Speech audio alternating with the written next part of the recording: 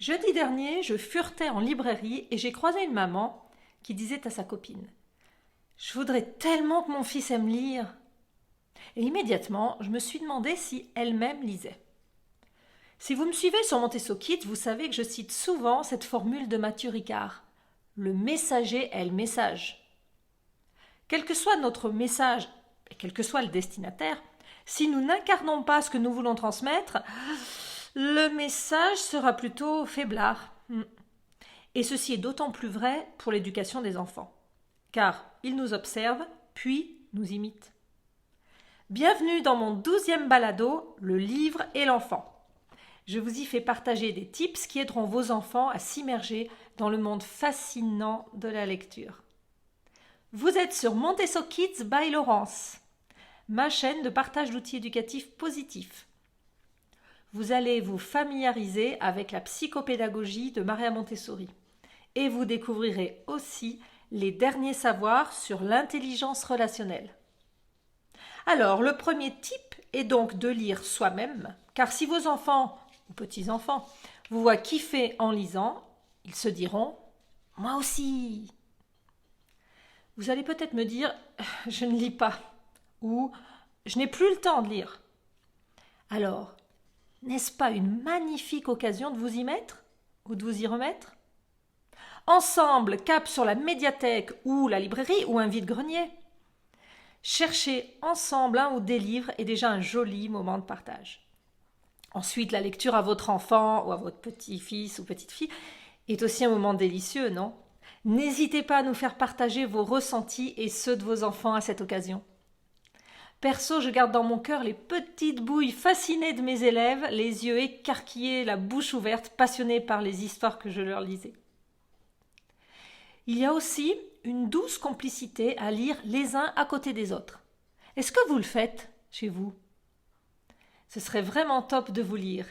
Et puis je parie que ça vous fera encore éprouver une vague de joie. J'ai aussi à cœur dans ce balado de vous faire connaître un savoir-faire Montessori. C'est montrer aux enfants comment feuilleter un livre. Et oui, c'est un apprentissage. Cela a surpris les enseignantes que je viens de former dernièrement.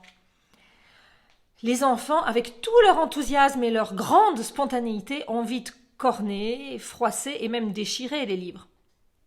Donc, c'est à nous, adultes, de leur montrer les gestes précis pour qu'ils puissent les reproduire. Je vous laisse imaginer l'impact de ces gestes soignés sur la valeur qu'acquièrent les livres pour les kids. Si vous me suivez sur Montessor Kids, vous savez que Montessori, c'est la conscience et la responsabilité de ses actes. Et maintenant, il y a toujours un piège à éviter, celui que j'évoquais dans mon balado précédent, ne pas être les MDM, les marionnettes du marketing. Vous ne l'avez peut-être pas écouté, alors dès la fin de celui-ci, foncez. Je pense qu'il va vous plaire.